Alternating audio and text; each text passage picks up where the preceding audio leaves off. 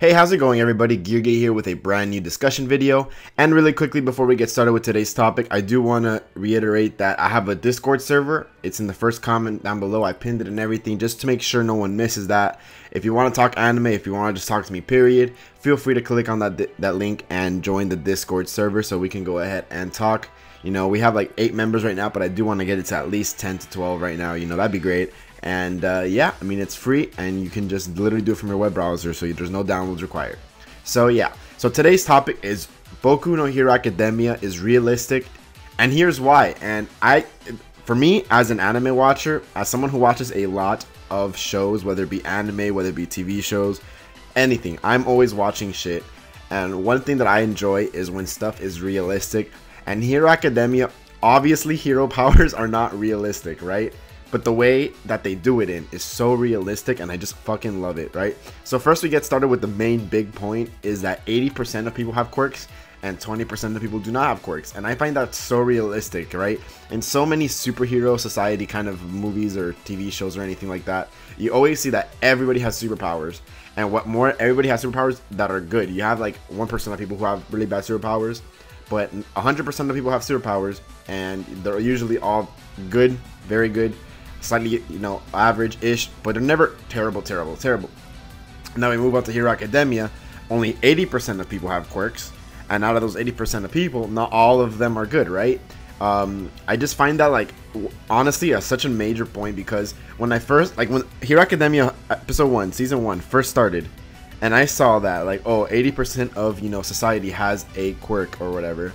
He literally says or whatever, by the way, and I saw that, and literally, like, something just clicked in my brain. I was like, wow, this is actually really interesting, because, you know, it's not one of those standard TV shows that has everybody having a superpower / or maybe everyone can work towards a superpower. No, this is realistic. You know, you're born with it or you're not.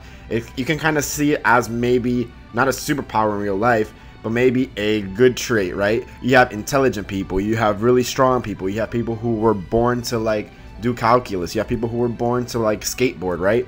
You have people who were born to do certain things, technically, right? You know, it's not that they were literally born to do that, but, you know, they're just naturally gifted in said topic. You can kind of see that as a quirk, right? Some people were born to have, you know, I don't know, super strength, and others were born to, you know, have other things. You know, it's just you're born like that. And some people, maybe some people aren't good for anything, if that makes sense. You know, some people are just all around good people, but they don't have a specific thing that they're really good at. They're not the best skateboarders, but, you know, they can ride.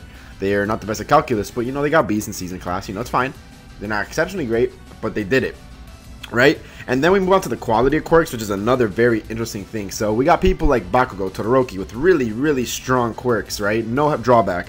And then you got people with, like, Kaminari, who has the electricity quirk, but his electricity quirk can only go so strong, and when it does go said strong, which is not even that strong, he has a major drawback that he becomes slow, right? We have Great Boy, who is a cute quirk, but it's not very strong. We have the guy who shoots the beam out of his stomach. You know, that's a troll quirk, right? Like, you just can't nitpick your quirks, and I find it so cool that it's down to, like, biology of how people get their quirks.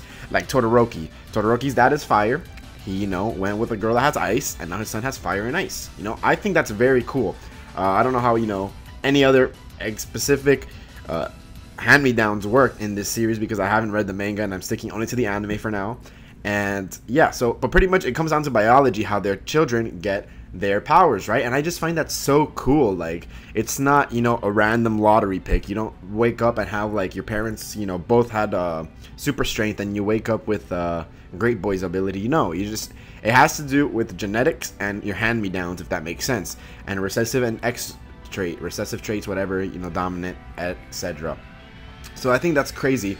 And then there's the fact that some quirks are good for fighting, whereas others are not, right? Because that's just realistic. I don't know, man. Because in most other TV shows, you see that almost everyone's power is used for fighting. But as you can see in Hero Academia, not everyone's power can be used for fighting, right? Like, look at Shinsu's Brainwashing quirk. Yes, it can be used for fighting, but realistically, you ain't going very far if you use that for fighting, except, right? It can be used for interrogation and random stuff like that, like, right? Like, you put them in an enclosed environment with their handcuffs tied up, and you brainwash them, and then what are they gonna do? Nothing. They're gonna have to answer your question, right? It's good. It's a good quirk, but it's not used for fighting, and that's what's just crazy. Like, I don't know.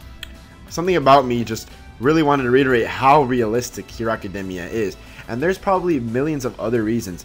Obviously, the superpowers is not realistic. I wish it was, right? But like the way that they perceive it, the way that they demonstrate the show and the quirks themselves, I just find it so realistic. Now, there's only one thing that I do not, agree too much with Hero Academia, but it's for other reasons, I assume, is that there's not many character deaths in the show. You'd think in a superhero society with crime, because people are bad in the show too, not everyone's a good guy, because that's not realistic. So luckily they do have that down, that there's a fucking shit ton of villains. But you don't see character deaths very often, or often at all, I think. I don't know about the manga, but so far we haven't had one character death in like 30 something episodes. Granted, they are in school, but they have had encounters outside of school, or at least some people should have died. But no one died, and I just find that kind of unrealistic personally. But besides that, like, the way that they handle the quirks is just so good, in my opinion. Like, I actually am one of those idiots that look into the details of that, and I'm actually just in awe of how good it is. And that's just me, though. That's just me. Maybe you guys think differently. Let me know in the comments below. I would love to discuss if you guys think it's realistic or not. Obviously, don't bring up the superpowers thing, because I'm well aware of that. But besides that, like, the way they handle the quirks themselves, I just think is so good that it deserves its own video. But yeah, maybe you guys disagree though. Feel free to, and let's discuss that in the comments, or maybe in the Discord server. Links down below. Who cares? I just want to talk to you, man. Thanks again for watching. Hopefully you guys enjoyed this video. If you did, feel free to hit the like button, and yeah, check you guys out next time. Peace.